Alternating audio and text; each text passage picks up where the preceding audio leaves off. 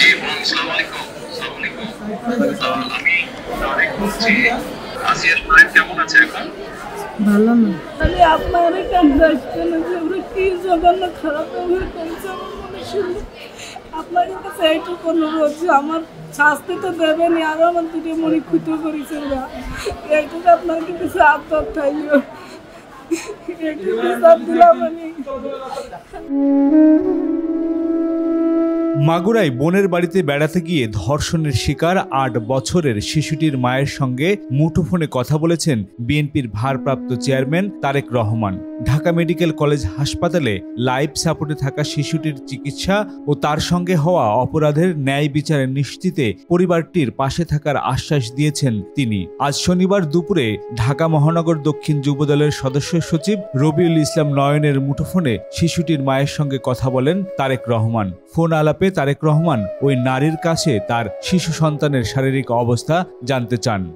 আমাদের ওখানে যারা নেতা কর্মী আছে, বেশ কিছু নয়ন আছে, ওখানে ওকে আমি বলেছি, আমাদের মাগুরায় যারা নেতৃবৃন্দ আছে তাদেরকে আমি বলেছি যে তারা আপনার পাশে থাকবে, তারা আসিয়ার পাশে থাকবে, যাতে করে আসিয়া ন্যায় বিচার পায়। আসিয়ার সাথে যারা অন্যায় করেছে তারা যাতে শাস্তি পায়। এই জন্য আমাদের অবস্থান থেকে আমরা চেষ্টা করব, যতটুকু সম্ভব আমরা চেষ্টা করব যাতে দেশের আইন অনুযায়ী আপনারা যাতে সঠিক বিচার পান।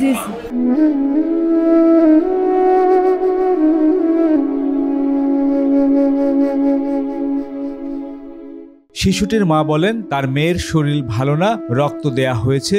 এরপর তারেক রহমানকে বলতে শোনা যায়, আমাদের ওখানে যেসব নেতাকর্মী আছে তাদের আমি বলেছি, বিশেষ করে নয়ন আছে, এছাড়া মাগুরায় আমাদের যেসব নেতাকর্মী আছে তাদের বলেছি তারা শিশুটির পাশে থাকবে যাতে সে ন্যায় বিচার পায়। শিশুটির সাথে যারা অন্যায় করেছে তারা যাতে শাস্তি পায়, এর জন্য আমাদের অবস্থান থেকে আমরা যতটুকু সম্ভব আমরা চেষ্টা করব যাতে দেশের আইন অনুযায়ী আপনারা ন্যায় বিচার পান। এবং একই সাথে আমি নয়নকে বলেছি যে আসিয়ার জন্য চিকিৎসার জন্য যেসব ব্যবস্থা নেওয়া সম্ভব সেই সব ব্যবস্থাগুলো আমরা চেষ্টা করবো আমাদের দলের অবস্থান থেকে নিতে। না, ওই নয়ন ভাই খুব করেছে আমার জন্য, আমার যে এলাকার আছে আমরা সারা রাত যাবে, আমার জন্য যা লাগে সব দিচ্ছে। আপনার কাছে এইটুকু আবদার যে আমার ছোট মনি আপনি যদি দেখতেন ওই বুকগুলো ফাইলে করে বলে একদিন কি করেছে। তারেক রহমান শিশুটির মাকে আরো বলেন, আমি নয়নকে বলেছি শিশুটির চিকিৎসার জন্য যেসব ব্যবস্থা নেওয়া দরকার সেগুলো যাতে নেওয়া হয়। চিন্তা করবেন না, আমরা আছি, দেশের মানুষ আপনাদের পাশে আছে। আপনি চিন্তা করবেন না, আসিয়ার চিকিৎসার জন্য যা কিছু প্রয়োজন আপনি যদি কিছু মনে করেন আমাদেরকে জানাবেন, ঠিক আছে? এটা নিয়ে টেনশন করবেন না।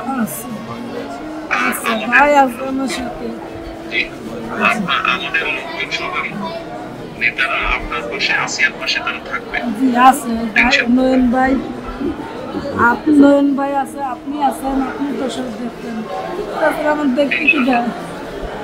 আর আমরা দোয়া করি ইনশাআল্লাহ আসিয়া যাতে দ্রুত সুস্থ হয়। এই সময় শিশুটির মা তারেক রহমানকে বলেন, আপনি যদি দেখতেন আমার ছোট মনিটার সাথে কি করা হয়েছে, আপনার কাছে অনুরোধ আপনি দোয়া করবেন যাতে আমি আমার মনিটার ফেরত পাই, আর যারা এই কাজ করেছে তাদের যেন শাস্তি হয়।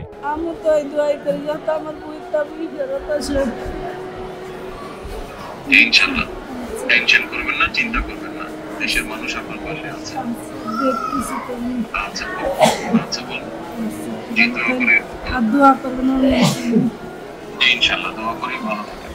আসসালামু আলাইকুম। মুঠোফোনে তিনি বলেন, শিশুটি বৃহস্পতিবার ঢাকায় আসার পর থেকেই সার্বক্ষণিকভাবে আমরা পরিবারটির পাশে আছি, চিকিৎসার যাবতীয় খোঁজ খবর রাখছি। বিএনপির ভারপ্রাপ্ত চেয়ারম্যান তারেক রহমান পরিবারটির যাবতীয় দায়িত্ব নিয়েছেন, আমরা সবাই শিশুটির পাশে আছি।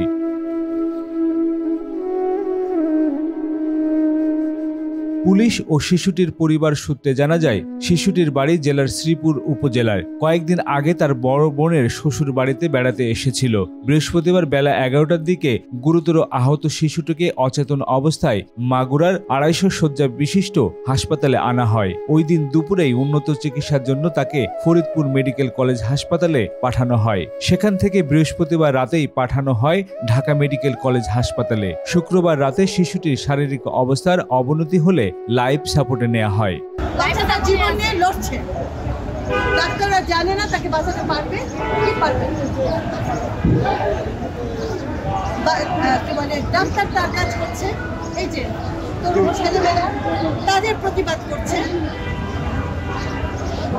আমি আমার জায়গা থেকে আমি আমার সর্বোচ্চ চেষ্টা করবো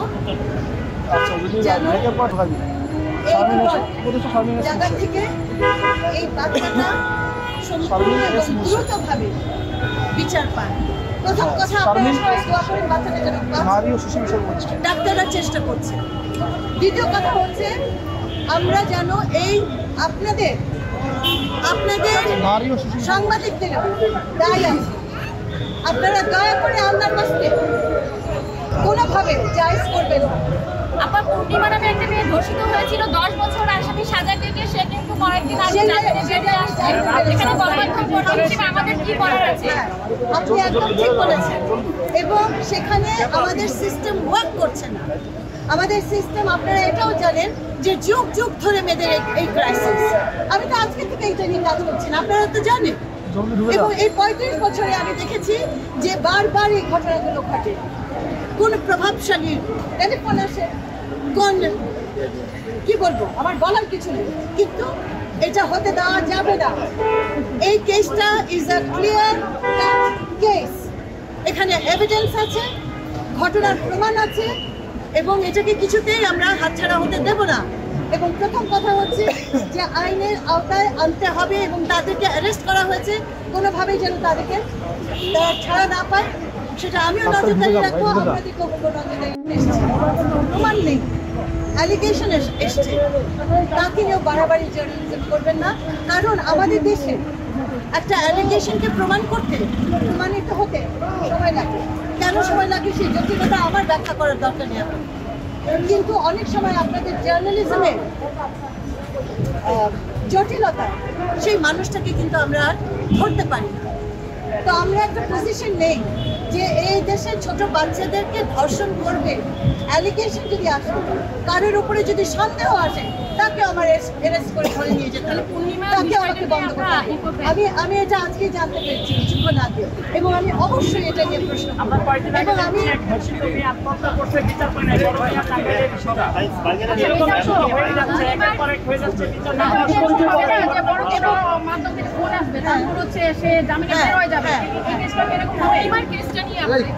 না, আমি একেবারে একমত তোমাদের সাথে। আমার বাচ্চাটা জীবন নিয়ে লড়ছে, ডাক্তাররা জানে না তাকে বাঁচাতে পারবে কি পারবে মানে ডাক্তার তার কাজ করছে, এই যে তরুণ ছেলেমেয়েরা তাদের প্রতিবাদ করছে। আমি আমার জায়গা থেকে আমি আমার সর্বোচ্চ চেষ্টা করবো জায়গা থেকে এই বাচ্চাটা সম্পূর্ণ এবং দ্রুতভাবে বিচার পান। প্রথম কথা, আপনারা সবাই দোয়া করেন বাচ্চাটা যেন ডাক্তাররা চেষ্টা করছে। দ্বিতীয় কথা হচ্ছে আমরা যেন এই আপনাদের সাংবাদিকদের দায় আছে, আপনারা দয়া করে আল্লাহর রাস্তায়